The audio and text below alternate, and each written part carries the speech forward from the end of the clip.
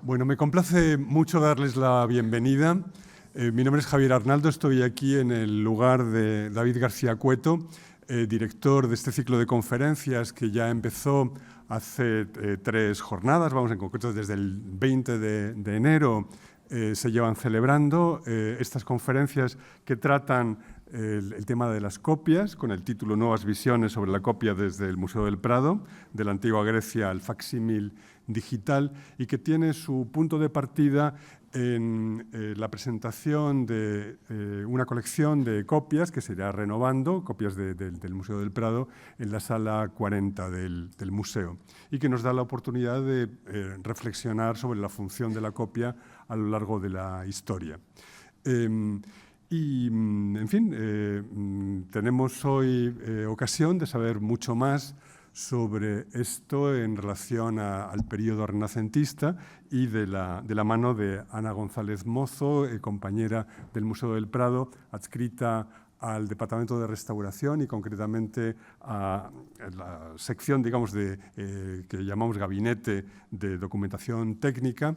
y que nos va a tratar un tema de su altísima especialidad, el Renacimiento. Podemos decir que Ana González Mozo, a efectos así de lo que es el análisis de diagnóstico, análisis de pinturas por diagnóstico de imagen, es experta mundial en autores tan importantes como Tiziano, como Fra Angelico, Rafael y demás. Es decir, que vamos a escuchar a alguien muy autorizada, con quien es siempre un placer no solo ver imágenes de cuadros, sino directamente los cuadros, ver la sensibilidad y el saber que tiene al reconocer en la superficie misma del cuadro un poco lo que es el proceso de ejecución misma de la obra. Ana González Mozo se doctoró en la Universidad Complutense, en la Facultad de Bellas Artes, en el año 98. Ya en el 96 se había incorporado al Museo Nacional del Prado, a su equipo técnico, y digamos, eso la acredita como una veterana así en el equipo del museo, pero además con un rendimiento muy importante tanto en el estudio de autores como en la realización de exposiciones temporales, como la que llevó a cabo justo antes de la pandemia, en el año 18, sobre pintura italiana sobre piedra, y la que llevó a cabo con un hito, ¿no? También en sus estudios, que fue la que tuvo por objeto la Mona Lisa, la copia de la Mona Lisa, en relación a la mano de Leonardo, que tuvo lugar en el año 22, me parece, no, 21. Bien, con todo esto que les estoy diciendo, estoy hablando también un poco sobre su ámbito de especialidad, que es la pintura italiana, en fin, donde ha hecho muchas aportaciones también. Dirigió recientemente un importante congreso sobre digamos, la revolución que se produce en el conocimiento histórico-artístico con la aportación de los estudios técnicos que aporta la radiografía y otras técnicas para el análisis fotográfico, ¿no?, de las obras de arte. Este tuvo lugar el año pasado con un éxito importante, con la aportación, entre otros, del profesor Bensi, que tenemos hoy afortunadamente así, con nosotros. Y en fin, si tienen alguna duda sobre lo que aporta una reflectografía o una infografía de otra naturaleza, aprovechen para preguntar a la conferenciante de hoy, a quien agradezco mucho su participación en este ciclo. Así que la escuchamos.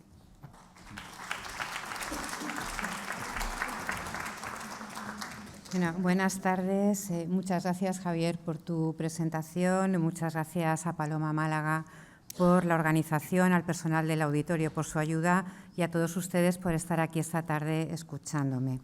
Comenzaré diciendo que la copia en el Renacimiento es un tema tan complejo como amplio, por lo que me voy a centrar en cuestiones muy concretas que van más allá de la reproducción puntual de obras de arte y que voy a ilustrar con obras de artistas principalmente italianos. Ellos fueron los más prolíficos e inventivos y por ello el fenómeno de la copia y los derivados de un prototipo tuvo mayor desarrollo en Italia, una producción artística que además dio mucho juego a la teoría del arte. Hablaré de los motivos por los que se copiaba, qué es lo que se copiaba y cómo se hacía. En la sala del museo dedicada a este asunto tienen muchos ejemplos de estas tipologías, como las copias literales de un retrato, de las obras que estuvieron en poder de los monarcas y se copiaron porque ellos deseaban tener réplicas de estas obras en otras residencias o porque las regalaron y querían conservar un duplicado del original o porque no queriendo regalar el original regalaron una copia, por lo que no me voy a detener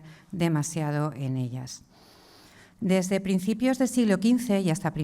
finales del XVI, en casi todos los talleres renacentistas se hicieron copias y versiones, buenas y malas, totales o parciales de las composiciones de los maestros antiguos y modernos, que por su calidad, su invención o su fama se convirtieron en arquetipos a imitar. Por una parte, para aprender su arte y por otra, para repetir aquello por lo que habían atraído a sus mecenas, actitudes que dieron lugar en ocasiones a derivados de un original muy sofisticados. También hubo artistas que se especializaron en duplicar en serie obras de otros y no solo se copió la superficie de las obras, se llevó a cabo otro tipo de emulación mucho más interesante, la de los procesos creativos y la reproducción de obras de la antigüedad que se conocían solo a través de descripciones contenidas en los textos clásicos. La invención y la mímesis de la naturaleza y de las obras de arte fueron grandes temas a debate durante el Renacimiento, íntimamente relacionados con el valor que comenzó a darse al estilo personal de un artista. El significado de estos conceptos en el siglo XXI dista mucho del que tenían en aquella época, cuando tampoco era lo mismo copiar que imitar. De hecho, el verbo copiar, ritrarre, en italiano no aparece con frecuencia ni en la literatura ni en los contratos de la época. El término renacentista invenzione se refiere a la capacidad de reproducir una obra de arte hasta entonces inexistente. El término procede del latín innovare y significa cambiar o alterar las cosas introduciendo novedades, con el fin de mejorarlas o crear elementos nuevos a partir de una fuente de inspiración. El equilibrio entre imitación e invención fue un tema candente en los debates sobre la creatividad en la literatura y en las artes visuales italianas, sobre todo en el siglo XVI. Y además adquirió relevancia cuando el público percibió que algunos artistas no solo copiaban obras de otros, porque a veces esto les era requerido, sino que repetían y versionaban de forma reiterada sus propias composiciones y que algunos además no se molestaban en disimularlo, como sucedió con Perugino, cuyas obras tienen en pantalla y de quien después hablaré. Vasari criticaba las copias y los métodos de reproducción de modelos porque delataban pereza y falta de originalidad, en oposición a las creaciones que demostraban el ingenio del artista, pues el copista tomaba como punto de partida una imagen o una visión ya ideada y realizada por otro. No obstante, la copia y la imitación como vías para el aprendizaje y la creación fueron prácticas habituales y aceptadas cuando implicaban tomar una obra o parte de ella como referencia para elaborar una composición inédita. El empleo de palabras y formas ajenas y su asociación para generar nuevos discursos también fue objeto de discusión ya en el Renacimiento temprano. Petrarca, en su famosa carta a Boccaccio de 1373 sobre la apropiación o la usurpación literaria, reconocía que se había apropiado de un texto suyo, pero se justificaba diciéndole: la historia es tuya, pero las palabras son mías. En la práctica, tanto en literatura como en las artes plásticas, fueron muchos los autores que para componer repitieron ideas, historias y formas suyas o de otros que habían tenido éxito público a petición del cliente, por decisión propia, inconscientemente, sin duda en ocasiones por falta de imaginación o cuando debían entregar un encargo y no había tiempo para inventar, o también como recuerdo de sus buenas ideas. Otra cuestión muy debatida era si esta imitación o apropiación de un modelo ajeno debía disimularse o dejarse en evidencia para que fuera reconocida por el espectador, de manera que se pudiera valorar la capacidad del artista de asimilar o incluso de mejorar el modelo original. Aunque parte de la producción artística del periodo fue resultado de empeños colectivos, tanto los teóricos como los clientes renacentistas valoraron en extremo la técnica pictórica de los artistas, valor implícito en los conceptos de estilo e invención relacionados con su imagen de creadores y no como trabajadores rutinarios de un taller. Las primeras declaraciones explícitas al respecto se encuentran en la Historia Natural de Plinio, un texto muy popular en el siglo XV, entre otras cosas, por dar a conocer la personalidad de Apeles, el famoso pintor griego del siglo V a.C., de quien no se conservaba ninguna obra, pero con quien compitieron muchos pintores por sus invenciones y a quien muchos intentaron emular.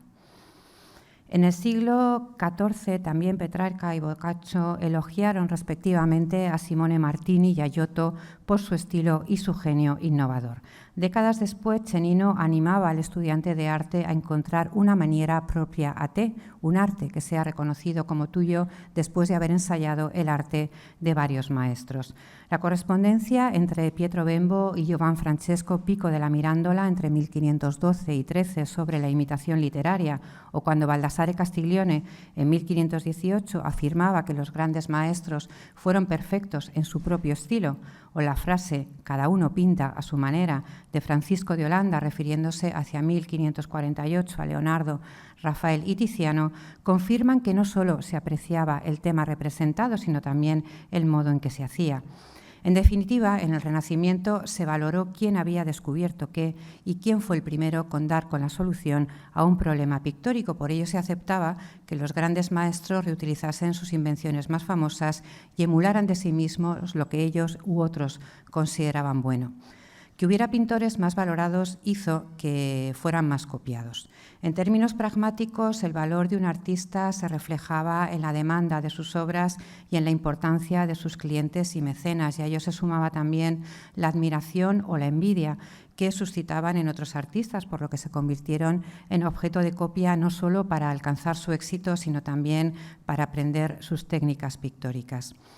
El término imitación se había acuñado en el contexto del teatro griego. El actor imitaba las palabras y los actos, praxis de un dios o un héroe mítico para hacerlos visibles al espectador, palabras y actos que solo pudo conocer a través de relatos. La mímesis consistía, por tanto, en hacer visible una realidad inaccesible a la experiencia. En este contexto, la imitación en literatura y en arte se relacionó con la revitalización de la antigüedad, la imitación del estilo y de los ideales clásicos como única vía para evitar el declive. No obstante, los pintores se guiaron casi siempre por cuestiones prácticas que atañían a su oficio.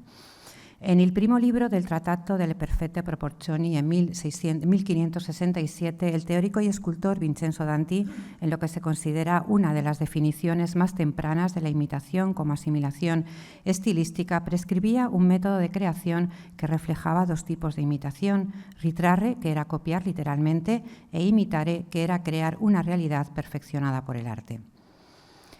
A los artistas se les podía pedir que tomaran como punto de partida otras obras, como comentaba Joan Molina en la anterior conferencia del ciclo. Durante la Edad Media y al menos hasta principios del siglo XVI hubo una serie de patrones y restricciones iconográficas a las que los pintores de un modo u otro debían adaptarse y mantenerse en imágenes que sobre todo tenían una función piadosa. A este respecto, aunque los especialistas siguen discutiendo su interpretación y alcance, en algunos contratos, incluso de artistas consagrados, aparece una fórmula que revela que los mecenas a veces exigían que se siguieran modelos más antiguos en su iconografía, en su forma y también en sus dimensiones generales, ya que algunas se encargaban para ser emplazadas en lugares donde previamente había pinturas similares. Estas solicitudes se regían por la fórmula similitudine in modo et forma, o según un prototipo designado. Pero que los clientes solicitaran una obra sobre la base de modelos precedentes no significaba la ausencia de incentivos para inventar, porque aun partiendo de un modelo impuesto, la obra se reconocería como propia por el arte que el artista ponía en su arte, es decir, que podían transgredir las normas y, ajustándose un patrón, innovar con su técnica pictórica. Un ejemplo magistral es la Dolorosa con las manos abiertas de Tiziano, para la cual sabemos que se le envió un modelo, posiblemente un grabado, junto a la exigencia de pintarla sobre piedra. pero nadie le dijo cómo debía pintarla ni tampoco sobre qué tipo de piedra, y eligió el mármol blanco para satisfacer los deseos de innovación. Con Carlos V, el mármol blanco, que era un material que, hasta donde sabemos, hasta la época no se había utilizado como soporte durante el Renacimiento, y además reinterpretó la imagen icónica de la Virgen a su manera. No obstante, la reproducción exacta de un original podía ser una demostración de habilidad o incluso un desafío para los artistas. Según Vasari, Andrea del Sarto pintó en secreto una copia del retrato que había hecho Rafael en colaboración con Giulio Romano del Papa León X con sus sobrinos, que fue entregado a Federico Gonzaga, duque de Mantua, que creía recibir el original como regalo del Papa Clemente VII. Vasari conocía la copia de Andrea y cuenta que durante una visita a Mantua, Giulio Romano le mostró con orgullo el retrato de la colección del duque, pensando que era el que había pintado él con Rafael. Y Vasari, sabiendo que la obra no era la original, se lo comunicó al pintor, que, habiendo ayudado a Rafael en la ejecución del retrato, se negó a creerle, hasta que Vasari le señaló el monograma de Sarto en la pintura, y Giulio, convencido, respondió que era cosa bastante extraordinaria que un hombre pudiera imitar tan bien el estilo de otro, y que por eso prefería la copia al original. Copiar requería capacidad de observación, maestría en el dibujo y habilidad en el manejo de los materiales. Esta capacidad se adquiría en primera instancia copiando las obras de los grandes maestros, aprendiendo cómo habían resuelto los problemas de representación. Este era el primer paso de la formación de alumnos en los talleres renacentistas. La cuestión era cómo, partiendo de la emulación de las maneras de actuar de estos maestros, se adquiría un estilo propio, cuestión que también fue objeto de debate en la literatura de la época. Para el tema que nos ocupa, que en muchas obras aparezcan patrones formales similares, está relacionada con los métodos de enseñanza que se basaban en la constante repetición de modelos para ejercitar el ojo y la mano en el dibujo, y explica la utilización, a veces de manera inconsciente, de las formas memorizadas en contextos diferentes.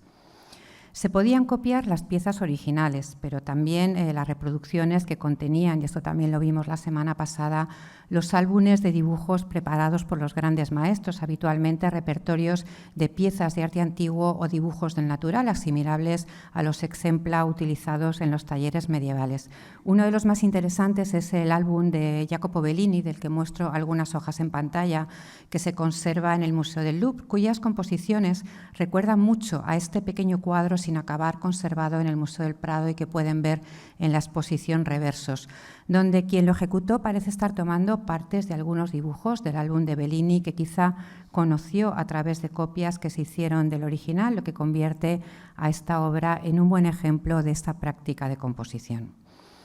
En el Prado también se conserva un interesante cuaderno que da idea de cómo podía ser este tipo de repertorios y de cómo se utilizaban. Posiblemente fue elaborado por un escultor, durante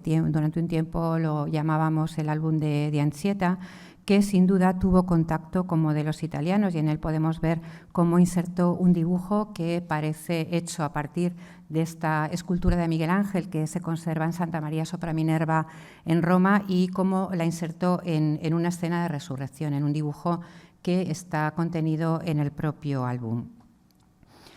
Los teóricos tampoco se pusieron de acuerdo sobre la conveniencia de copiar para aprender, y cuando lo hicieron tuvieron diferencias de opinión en cuanto a la cantidad de maestros a imitar, si uno solo o varios, un conflicto que se producía también en el ámbito literario. Chenino abogaba por la emulación de varios maestros antiguos y de la naturaleza como base del aprendizaje, pero la posición de Leonardo a este respecto, por ejemplo, fue ambigua. En la década de 1490 declaraba que el artista debía primero ejercitar su mano copiando dibujos de un buen maestro, pero que un pintor ya formado nunca imitaría la manera de otro, porque restaba excelencia a sus obras y porque los cuadros, a diferencia de otras creaciones artísticas y literarias, no podían ser copiados eficazmente. Sin embargo, él reutilizó sus modelos y los de otros durante toda su carrera e incitó a sus alumnos a producir obras empleando los suyos, costumbre que mantuvieron tras la muerte del maestro, un procedimiento que garantizaba que las obras que salían de su taller tuvieran un cierto aire de familia y fueran reconocidas como Leonardos. La cuestión que se plantea con Da Vinci es que no todas las obras que pintaron sus alumnos, mal llamadas copias, parten de un prototipo pintado, sino que algunas, como la Leda en pie, se ejecutaron a partir de dibujos o un cartón que conocemos a través de un dibujo a pluma de Rafael, es decir, no existió un original perdido.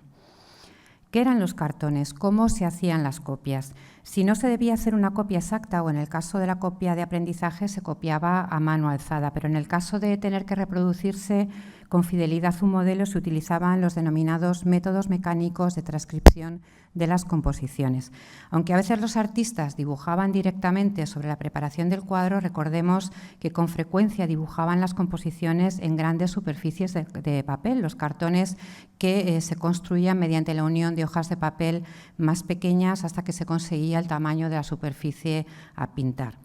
La composición que se dibujaba en ellos se traspasaba después a la superficie del cuadro preparada con una serie de métodos que detallaré a continuación. Si se conservaba el cartón que había dibujado el maestro, este era el que se utilizaba para replicar el cuadro, o se hacían también duplicados de ellos para que no se dañaran. Pero si no se disponía de este cartón, había que extraer de la pintura original las formas que se deseaban replicar. Para ello se solían utilizar materiales transparentes como la denominada carta lúcida, un papel transparente, que se hacía transparente empapándolo en una sustancia grasa que ya mencionan los tratados medievales como el de Jean Lebec y cuya fabricación describe con bastante exactitud Cennino Cennini. También se podían utilizar telas de seda transparentes o vidrios, en este último caso para obras de pequeño tamaño o dibujos. Estos materiales se superponían a la obra original y se repasaba sobre ellos los contornos. Se conservan ejemplos de obras del siglo XVIII calcadas con carta lúcida, como las que vemos en pantallas, muy gráficas para entender el proceso. El problema de estos materiales es que al estar empapados en aceite se oxidaban, se volvían muy frágiles y prácticamente se desintegraban con el tiempo. El método de calcar una composición con carta lúcida acarreó daños tempranos a algunas obras, como al San Pedro Mártir de Tiziano, que se alteró debido a que sucesivos copistas, antes de calcar la composición, solían barnizar el cuadro para que las formas fueran más evidentes a través del papel, lo que supuso una gran acumulación de barniz y el oscurecimiento de la imagen, un hecho que ya registró Volpato en 1633. El cuadro se perdió en un incendio en el siglo XIX y solo se conoce a través de estas copias, una de ellas pintada por Carloz y situada en el lugar que ocupó el original en la iglesia de San Giovanni e Paolo en Venecia.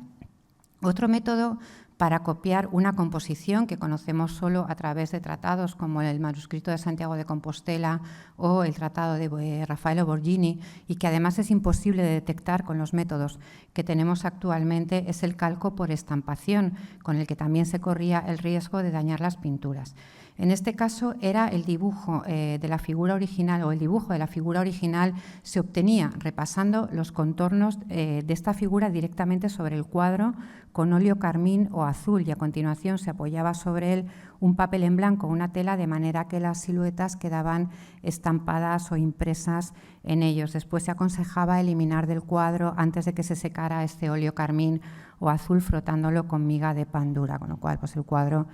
podía sufrir. Hasta el momento no hemos encontrado rastros de este tipo de calco en ningún cuadro, pero bueno, es normal porque con las limpiezas y con la retirada de los barnices no quedarían rastro de ellos. Es muy posible que los autores también hicieran este tipo de calco sobre el dibujo subyacente una vez que lo tenían ajustado, en el caso de querer replicar sus composiciones. Otro procedimiento, aún más abreviado, consistía en reflejar una pintura en un espejo y siluetear con óleo la escena reflejada. Cuando la silueta aún estaba fresca, se apoyaba un papel sobre ella y quedaban impresas también en sus contornos.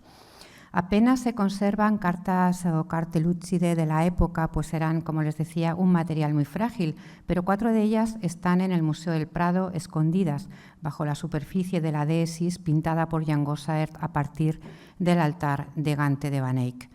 Como reveló la reflectografía infrarroja, el artista calcó con papel transparente las cabezas de Dios Padre, de San Juan, la Virgen y uno de los ángeles del altar de Gante, encoló los calcos sobre la preparación y pintó sobre ellos. Esto lo sabemos porque al superponer la imagen calcada en los papeles que vimos a través de la reflectografía, la imagen de las cabezas del altar de Gante coinciden perfectamente. En la imagen podemos ver, además, en la nariz de Cristo podemos ver la marca de agua del papel. Además, en el papel hay elementos dibujados en la superficie de la obra, de la pintura, que finalmente Gossaert no utilizó en la pintura del Prado. El resto de la composición está dibujada a mano alzada. Vemos aquí la maravillosa mano de Cristo que parece inspirada en los dibujos de Durero, a quien se relaciona con Gossaert a través de un amigo común, de Jacopo de Barbari. Con el tiempo se diseñaron dispositivos más sofisticados que ayudaron a reproducir las obras de arte con una precisión cada vez mayor y cuyo empleo es aún más difícil de detectar. La ventana albertiana, el porticón de Durero, pantógrafos o la cámara oscura. Aunque los mencionan Cennino, Durero, Armenini y Vasari, las descripciones más detalladas las encontramos en los tratados del siglo XVII. En las imágenes vemos cómo a través de estos artilugios los artistas copiaban la naturaleza o modelos del natural, pero al otro lado también se podían poner obras de arte. A veces también se transfería la escena sobre la superficie de trabajo a partir de un dibujo terminado a pequeña escala. Este y la superficie en blanco del cuadro se dividían en cuadrados proporcionales y las formas de cada cuadrado del dibujo se iban transcribiendo a los cuadrados de la preparación del cuadro. El método no era fácil y su éxito dependía de la agudeza visual del artista.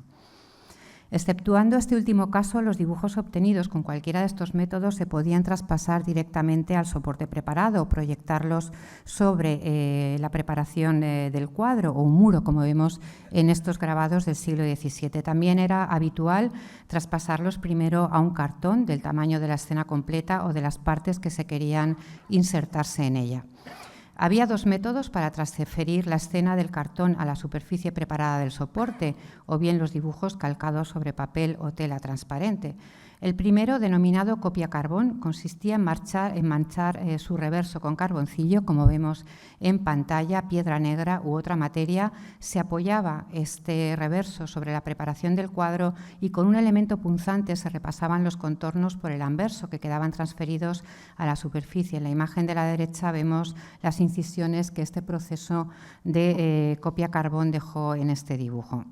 La transferencia solía encargarse a los ayudantes y ejemplo de ello son las dos imágenes que tienen a la izquierda, que son dibujos subyacentes de dos obras traspasadas con cartón posiblemente por asistentes. Vemos que los contornos de los trazados son muy rígidos e inseguros por su deseo de no desviarse de la composición dibujada en el cartón. Pero si la transferencia desde el cartón la hacía el propio artista, su estilo suele ser mucho más libre y no tan ajustado a las figuras, como sucede con los dibujos subyacentes de muchas tablas de Andrea del Sarto, que se asemejan al estilo del pintor cuando dibujaba, que tienen dos ejemplos aquí a la derecha en la pantalla. Otro método de transferencia era el denominado espólvero, que consistía en perforar las siluetas dibujadas en el cartón, apoyarlo contra la superficie del soporte y espolvorear carboncillo sobre los orificios. El polvo de carbón los traspasaba y quedaba atrapado en la preparación, obteniéndose un dibujo construido por pequeños puntos que después se repasaba a mano alzada. Las perforaciones del cartón de Isabela d'Este de Leonardo y que esté manchado de carbón por el reverso sugieren que fue utilizado para replicar la composición. Existen varias copias sobre papel realizadas a partir de este modelo, pero no se conoce ninguna versión pintada. Un ejemplo de espólvero a gran escala es el dibujo subyacente de la copia de la Transfiguración conservada en el Prado, obra ejecutada por Giulio Romano y Gianfrancesco Peni, principales colaboradores de Rafael. Giulio de Medici había encargado el original a Rafael, cuyo destino era la Catedral de Narbona, pero decidió conservarlo en Roma tras la muerte del pintor e instalarlo en San Pietro in Montorio y pidió a los asistentes un duplicado lo más parecido a este. Ellos comenzaron la copia, pero discutieron y Peni se marchó a Nápoles llevándola consigo. Andrea Chesa llamó la atención sobre las palabras de Vasari cuando escribió que Penny fue a Nápoles y llevó consigo el panel que estaba impuesto al de San Pietro in Montorio. La palabra impuesto significa literalmente puesto encima y es una alusión al procedimiento de calco seguido para replicar la obra mediante papel transparente superpuesto al original, subrayando su relación con la invención del maestro más que con el aspecto de copia de la obra. El dibujo preparatorio revelado por la reflectografía es un traspaso con espólvero desde un cartón. En la imagen pueden ver claramente estos puntos de la transferencia que les comentaba antes. Este espólvero se repasó primero con un dibujo lineal, ancho y rígido y a veces más estrecho, y después toda la composición se revisó a mano alzada,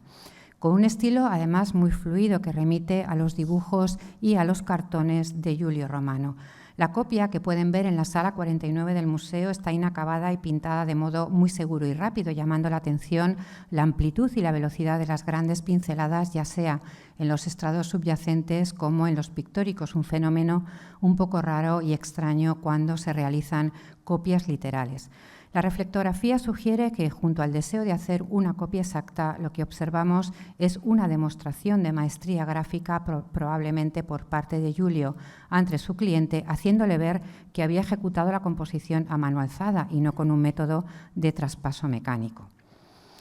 En ocasiones solo se seleccionaban ciertas partes de los originales y se hacían cartones parciales que se ensamblaban para configurar una composición. El puzzle se unificaba a mano alzada y el ensamblaje debía disimularse aún más en superficie. La facilidad de reproducción con el espólvero y la copia carbón, era mucho más rápido hacer una transferencia con copia carbón, permitía que las composiciones fueran fácilmente repetidas, pero también plagiadas. No obstante, los cartones permitían conservar las buenas ideas de los maestros y se constituyeron en un material muy valioso en los talleres. Al haber sido proyectados por el maestro, podían utilizarse para elaborar obras que en teoría garantizaban la calidad de la composición, como sucedió en algunos casos con el tercer cartón que elaboró Leonardo para la Santa Ana, uno de los más replicados durante el siglo XVI, si bien estos cartones también podían ser el germen de obras bastante mediocres que, hechas de manera rutinaria, solo mantenían una relación formal con la pintura original. Leonardo hizo 3 cartones para la Santa Ana, pero el que finalmente utilizó es el que ven en pantalla, que se conoce a través de una fotografía antigua. Bueno, puede ser este o uno extraído, o este que se extrajo del original, pero que se corresponde con el dibujo subyacente del cuadro de Leonardo. Desde el siglo XVI, el último cartón de la Santa Ana gozó de gran reputación y sirvió para que a partir de él se hicieran numerosas copias y versiones. El primero en inspirarse en él pudo ser Giampietrino, en el segundo decenio del siglo. Bajo su leda, conservada en el Museo de Kassel, la reflectografía infrarroja reveló la existencia de un primer traspaso con espólvero de una Santa Ana, cuyos contornos parecen repetir los del tercer cartón de Leonardo. Y aquí ven un esquema que hice sobre el dibujo subyacente hecho a base de puntitos que se ve bajo la obra de Leda. En el curso del siglo, este cartón fue copiado por artistas italianos, anónimos y conocidos como Lanino, y nórdicos como Van Hemesen. Se hicieron versiones pintadas y cartones a la misma escala y reproducciones de elementos parciales, como ejemplifica este niño con cordero perteneciente a la Casa de Alba, que, si recuerdan, estuvo en la exposición de la copia de Mona Lisa. Estos cartones, totales o parciales, sirvieron también para elaborar otro tipo de obras muy demandadas, pequeñas escenas devocionales hechas en serie por pintores llamados despectivamente Madoniere, por Giorgio Vasari. Entre ellos se encuentra el denominado imitador de Lippi y Peselino, posiblemente gestor de un taller especializado en crear compuestos a partir de 64 personajes generados por cartones derivados, en su mayor parte, de las pinturas de Filippo Lippi y Francesco Peselino. De estas obras se conocen más de 160, datadas a finales del siglo XV. Las escenas originales están reproducidas en su totalidad o parcialmente. El grupo principal de la Virgen y el Niño estaba disponible en una gran variedad de tamaños y poses y podían aparecer solos o acompañados con otras figuras. Megan Holmes, que ha estudiado este fenómeno, propone que además se ofrecían al cliente varios tipos de fondos y que los que contenían paisajes más elaborados eran más caros. También se ofrecían diferentes formatos de enmarcado, incluso una variante a la antica, y también se podía incluir el escudo de armas de los clientes. Es probable que estas pinturas se hicieran bajo demanda, siguiendo las especificaciones de los comitentes, y que además también hubiera existencias almacenadas para que ellos pudieran elegir y además pedir transformaciones sobre ellas. Los clientes del imitador eran probablemente patricios y artesanos en ascenso a los que interesaba constatar sus relaciones con la familia Medici, porque las pinturas de Lippi y la memoria del artista estaban estrechamente ligadas a ellas y a sus aliados políticos. Otro ejemplo curioso de reempleo de un mismo cartón para producir obras en serie lo tenemos en los 120 retratos de los electores de Sajonia realizados por el taller de Lucas Cranach el Viejo. Uno de ellos está aquí en el Museo del Prado. Fueron solicitados por Juan Federico de Sajonia para difundir su imagen y la de su dinastía tras su ascenso al poder en 1532 y son una especie de tarjeta de visita ejecutada según métodos de trabajo casi industriales propios de algunos talleres alemanes del siglo XVI. Todos están pintados en tablitas de formatos y medidas estandarizados y repiten el mismo esquema compositivo, un dibujo muy básico y el uso de apenas 3 colores. Los datos obtenidos del examen técnico sugieren que las diferentes réplicas del Magnánimo se hicieron a partir del mismo dibujo, posiblemente autógrafo de Lucas Cranach, puesto que en todas las versiones conservadas el rostro es prácticamente idéntico, aunque varían entre ellos los atributos o la posición de la figura. La rapidez de producción la delata también el hecho de que los contornos de los rasgos fisionómicos y los volúmenes de las carnaciones proceden en gran parte del dibujo subyacente. La nariz ni siquiera está pintada en la superficie, sino que se ve por transparencia porque ha sido apenas matizada con una levísima veladura. Pese a todo, sorprenden detalles que entendemos como un intento de enmascarar las prácticas de este taller, tan sutiles como los minúsculos esgrafiados que ven en la imagen, que acentúan el cabello y la barba y que ayudan a unificar los límites bastante inconexos entre la figura y el fondo, un problema habitual cuando se hacían obras de manera rutinaria utilizando uno o varios cartones. Los diseños podían repetirse una y otra vez y también en imágenes especulares como demuestran estas 2 vírgenes con niño atribuidas a Franciabillo y Bugiardini, ejecutadas con 10 años de diferencia y procedentes del mismo cartón pero invertido en uno de los casos. Además de las obras pintadas y los cartones extraídos de ellas, hubo otras 2 fuentes que impulsaron el fenómeno de la copia, las estampas y el mundo antiguo. Las estampas fueron el principal medio de difusión de las obras de los grandes maestros. Para los artistas que no podían acceder a los originales, fueron una importante fuente de inspiración iconográfica, compositiva y formal. Uno de los grabadores más famosos y que habrán oído citar en numerosas ocasiones fue Marcantonio Raimondi, que difundió la obra de Rafael y reprodujo las imágenes, las estampas de Durero, que sirvieron de inspiración, como ahora veremos, a muchos artistas. Las estampas llegaron además a muchos lugares del mundo. Akbar el Grande, el emperador del Imperio Mogol de la India entre 1556 y 1605, apreciaba mucho las estampas del Renacimiento y ordenó a los artistas de su corte, como el gran Basawan, que las recopilaran y las copiaran, pero adaptando la imagen original a su gusto. De ellos tienen algunos ejemplos en pantalla.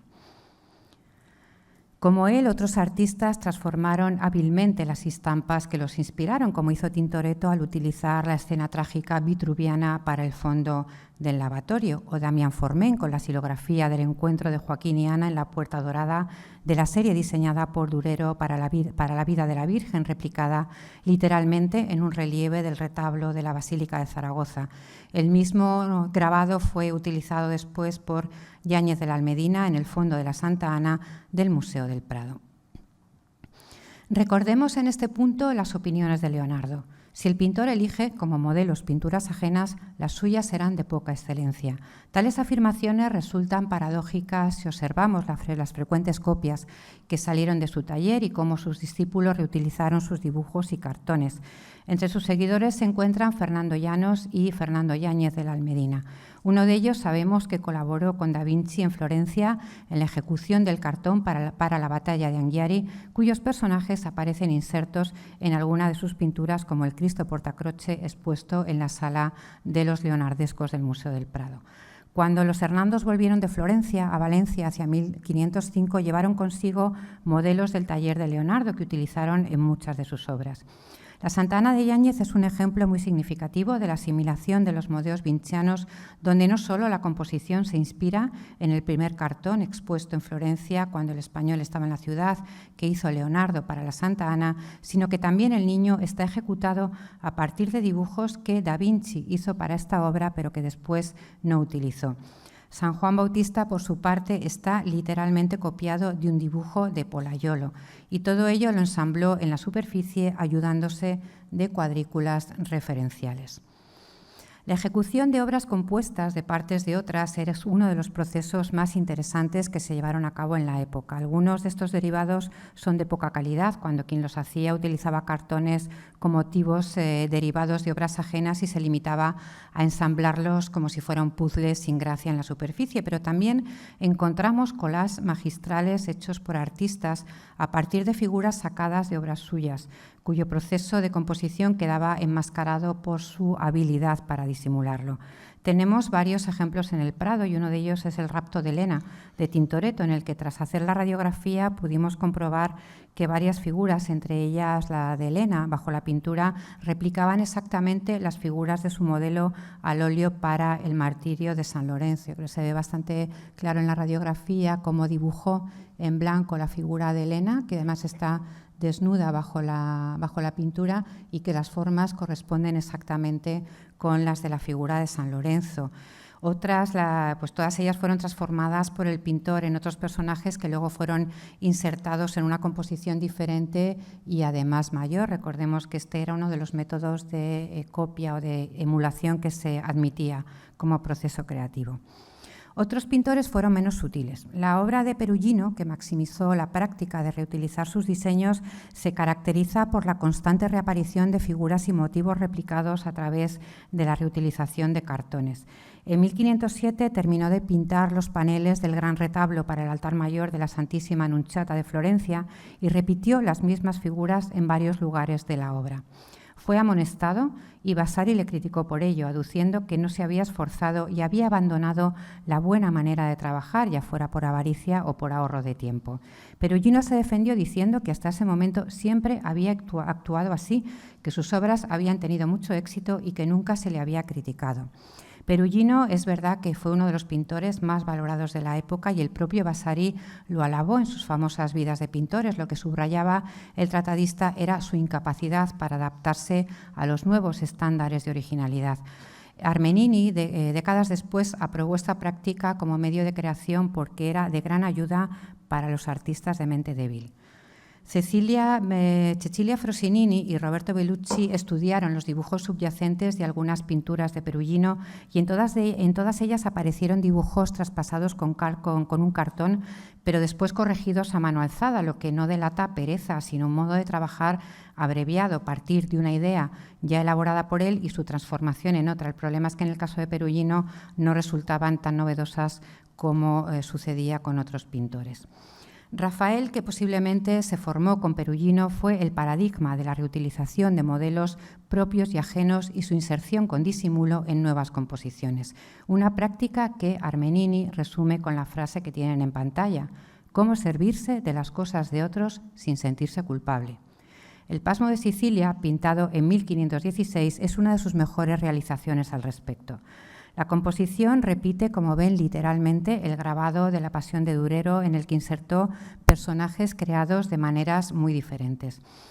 La fuente de inspiración de las dos figuras masculinas de la izquierda, modelo recurrente para el pintor, pudo ser uno de los Dioscuri del Quirinale, que tienen aquí arriba a la derecha, y parecen ser el mismo, pero visto desde ángulos diferentes. Una figura que también aparece en distintas posiciones en los dibujos que hizo para el grabado de la Matanza de los Inocentes hacia 1512. Esta figura la encontramos también en el Juicio de Salomón y en el Castigo de Marcias, de la Stanza de la Signatura, ejecutadas entre 1508 y 1511, una figura que ven entre las figuras del cuadro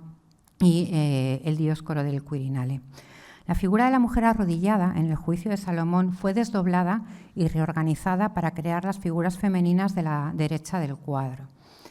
que completó con la mujer de pie, derivada del San Juan trabajado en un gran número de dibujos para la deposición Baglioni.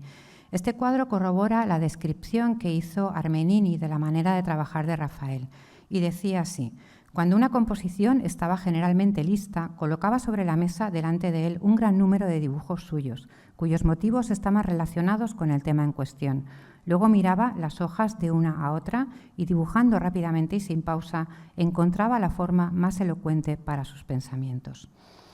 A partir de estas fuentes vemos cómo realizó dibujos específicos para las figuras que pintó en la Pala del Prado y para otras realizó nuevos dibujos, es decir, no se limitó a copiar sus formas, sus propias formas que ya había inventado, sino que reelaboró las figuras dibujándolas de nuevo. El Pasmo de Sicilia demuestra la capacidad de Rafael para generar varias figuras a partir de un único modelo, presentándolas desde diferentes puntos de vista y utilizarlas en obras tan diversas como un techo, un gran cuadro o un grabado. Y también es una demostración de cómo modificaba los modelos reutilizados a través de un arduo proceso de dibujo y que estos métodos supuestamente abreviados eran igual de laboriosos que inventar ex novo. Pero ¿cómo lograr un resultado que no pareciera una suma de partes? En el Pasmo, donde se piensa que intervino Giulio Romano, la intervención de ambos es difícil de delimitar debido a su estado de conservación. Recordemos que el soporte original de madera fue retirado en Francia en el siglo XIX y sustituido por otro de tela, y que esta operación dañó bastante la superficie de la pintura. Tras estudiar el cuadro y el dibujo subyacente, mi hipótesis es que tras transferir el dibujo desde un cartón, Rafael distribuyó con una aguada gris las luces y las sombras, y sobre estas sombras y luces Giulio realizó una primera mancha de color y sobre ella Rafael añadió toques rápidos como los que ven en pantalla y amplias pinceladas finales. La clave para lograr esta unificación de la imagen era la aplicación de estas aguadas oscuras intermedias, y además fue un recurso que aprendió de Leonardo. Al inicio de la conferencia les comentaba que los pintores también emularon los procesos creativos de los grandes maestros, y Rafael de nuevo es el mejor ejemplo. Durante su estancia en Florencia, antes de partir a Roma en 1508, frecuentó a Leonardo, a Miguel Ángel y a Fra Bartolomeo para comprender cómo trabajaban. Más allá de los modelos formales que asimiló de ellos, los métodos sofisticados que Leonardo ideó para preparar sus composiciones debieron resultar muy sugerentes para Rafael, entre ellos el cartón de la Santa Ana. Un cartón que refleja el efecto de las etapas cuasi pictóricas intermedias que observamos en la inacabada adoración de los magos que tienen en el centro de la pantalla. Estas etapas estaban presentes también en las obras de otros contemporáneos como Fra Bartolomeo. Aquí hago un inciso para comentar que Leonardo, Rafael y Andrea del Sarto coincidieron varias veces en distintos lugares a lo largo de su carrera, tuvieron muy buenas relaciones y en ellos encontramos recursos pictóricos y gráficos comunes. El fondo oscuro que les comentaba se encuentra en las capas intermedias de la pintura en algunas obras de Rafael y de Andrea del Sarto. Se trata de una especie de pintura fluida, grisácea o parda, que sirve para relacionar figuras tomadas de una pluralidad de fuentes,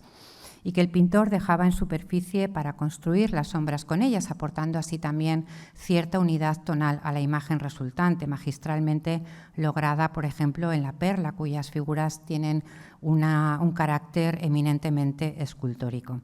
Para su trabajo de integración también le ayudó mucho un método filológico que había desarrollado como arqueólogo del Papa, para el cual debía reconstruir, imaginándoselos, dibujando los fragmentos que estaban apareciendo en la época en las excavaciones de Roma. La pasión que despertó en la época el arte antiguo no tuvo que ver solo con su belleza estética, sino que su cultivo demostraba educación, conocimiento y, en el caso de los vestigios arqueológicos presentes o hallados en las ciudades italianas, provocaba un sentimiento de orgullo cívico.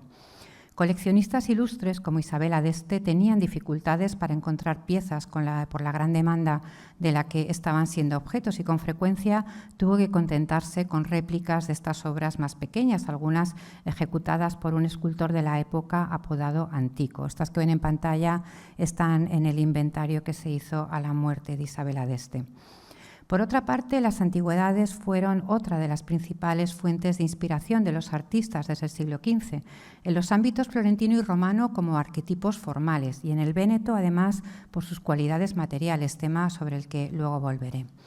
Sus formas se tomaban más o menos literalmente, como hizo Tiziano con el Ara Grimani para su Venus y Adonis, o con el relieve de este sarcófago romano que inspiró algunas figuras de la poesía de Diana y Calisto, el Laoconte que utilizó para el político Aberoldi y que inspiró también a Alonso Berruguete en esta escena de su retablo de la Epifanía. Y también el Laoconte lo tomó el propio Tiziano y lo reprodujo en un dibujo con las figuras transformadas en simios, aludiendo a la escasa habilidad de algunos pintores que se limitaban a reproducir literalmente las obras de otros. A veces las referencias a la antigüedad eran más sutiles y el cuerpo del héroe muerto trasladado por sus amigos sirvió de modelo para las escenas del Santo Entierro. Las imágenes del cuerpo del amigo, el amado o el héroe muerto, transportado o sostenido por aquellos que le amaron, permiten profundizar en las raíces de la representación de la piedad y que su origen iconográfico podría estar en las escenas representadas en algunas cistas etruscas, como la que ven arriba a la izquierda, que recogen la escena de Sarpedón descrita en el libro 16 de la Ilíada, o en la historia de Memnón, que luchó junto a los troyanos en la guerra de Troya y murió por ello. La imagen de su madre Eos sosteniendo su cuerpo inerte sobre sus rodillas fue la que probablemente inspiró la Pietà cristiana, una iconografía que pasó al Scenos bizantino y de ahí al arte italiano en el siglo XIV para difundirse por toda Europa. Tornando al ámbito veneciano, a mediados del 500, Paolo Pino y Ludovico Dolce hablaron del arte de los pintores como signo distintivo, refiriéndose a aquello que añadían a sus obras y que las diferenciaba de los demás, entre lo que se encontraba la textura o el gesto libre del pincel. Estos conceptos aludían a la capacidad de emular con verosimilitud los materiales naturales, incluido el cuerpo humano, la piel del cuerpo humano, de manera que hicieran pensar al espectador en los cuerpos y en los materiales reales. La técnica para conseguirlo la desarrollaron en las primeras décadas del siglo XVI Giorgione y Tiziano, que habían alcanzado una gran maestría en la manipulación del óleo y comenzaron a explorar otras maneras de pintar, estimulados sobre todo por la recuperación del mundo clásico y sus intentos de reproducir la manera de pintar de Apeles, de quien, como comentaba, no se conocía ninguna obra. Y con este tema cerraré mi exposición. Al igual que Roma y Florencia, Venecia fue un importante centro de antigüedades a la que allá llegaban piezas arqueológicas que se expusieron en los estatuarios públicos y estaban disponibles para que los artistas las dibujaran. Los pintores vénetos como Mantegna y Tiziano, que también coleccionaron antigüedades, asimilaron en sus obras las fuentes antiguas, pero no solo formalmente. Ellos fueron especialmente sensibles hacia la calidad ligeramente tintada de su piedra y Tiziano además hacia los efectos pictóricos que se describían en los textos clásicos que se estaban traduciendo y reeditando en la imprenta veneciana de Aldo Manuccio desde la década de los años 70 del siglo XV. En estos textos los materiales se describían en términos cromáticos y lumínicos y este tipo de descripciones inspiraron un libro estrechamente vinculado con el tema que nos ocupa, la Hipnerotomachia Polifili o El sueño de Polifilo, escrita en 1499 por el enigmático Francesco Colonna. Sus páginas, ilustradas con grabados de un artista del Círculo de Mantegna, están llenas de alusiones a ruinas y arquitecturas fantásticas inspiradas en Plinio y en las descripciones de los monumentos que hizo Ciriaco de Ancona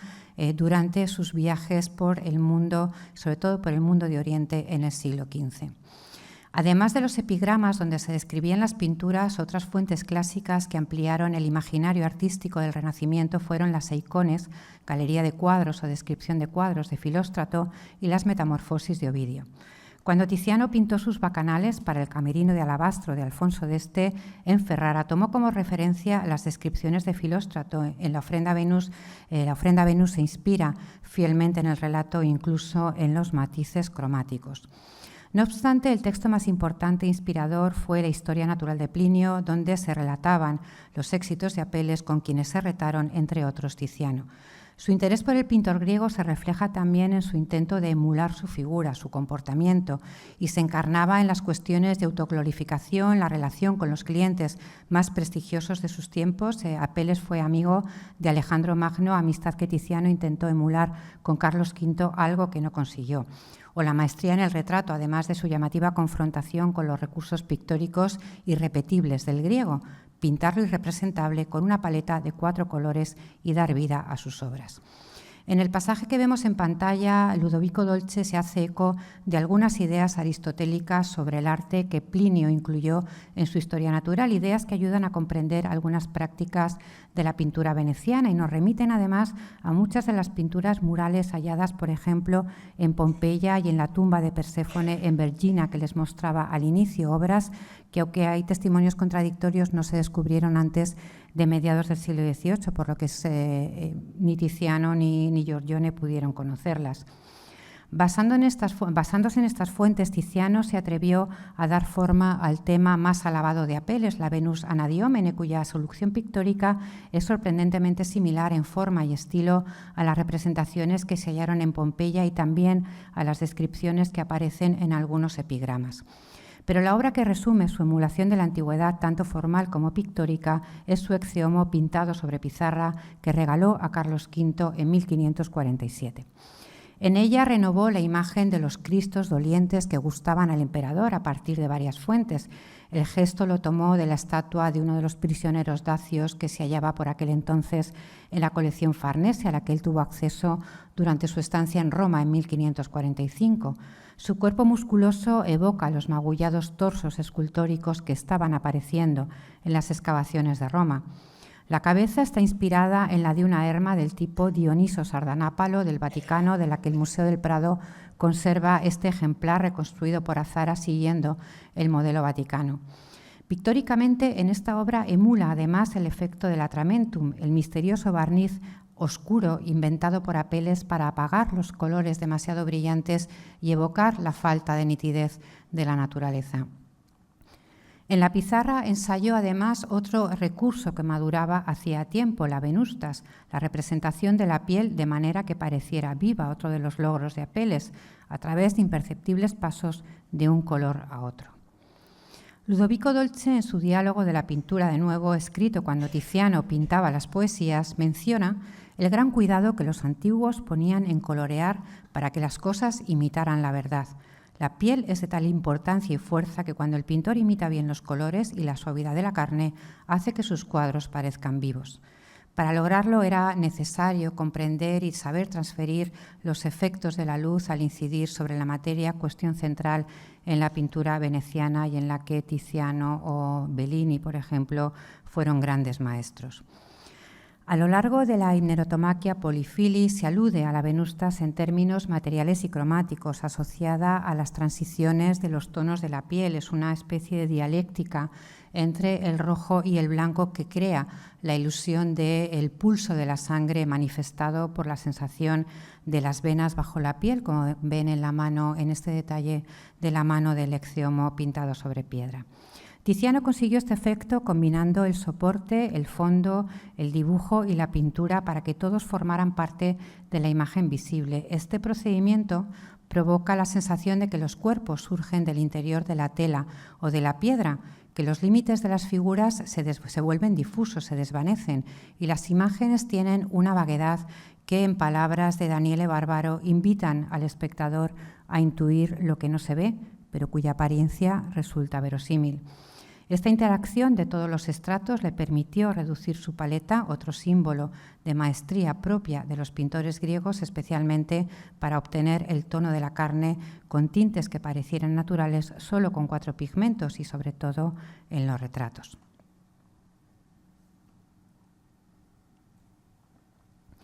En conclusión, a través de este recorrido breve pero intenso por la copia renacentista, vemos que durante los siglos XV y XVI proliferó la producción de copias y derivados de un original, pero también se desarrolló un nuevo tipo de invención emulando el arte transmitido por las fuentes clásicas, visibles o no. Para los artistas, la inspiración en otras fuentes era inevitable y su imitación y asimilación favorecía la innovación, puesto que el papel del creador estribaba en su inteligencia e imaginación en la cita de los motivos copiados y su inserción en discursos pictóricos más complejos y novedosos, y sobre todo que las formas parecieran sacadas del natural. Otro tipo de copia, como la que había practicado el imitador de Lippi y Peselino, fue condenado por mecánico y falto de imaginación. La clave estaba en tomar prestado de unos y otros y en enmascarar estos préstamos según las ideas concebidas en la mente del pintor, sobre todo poner su arte en la imagen final, su techné, que era lo que en última instancia definiría su estilo. Para que se percibiera el progreso, la fuente de imitación debía reconocerse. No obstante, no debemos olvidar que los artistas, en ocasiones y con saltos seculares, a través de mitos y descripciones, y sin haber conocido las obras de otros, afrontaron los mismos problemas de representación y los solucionaron de manera parecida. Muchas gracias por su atención.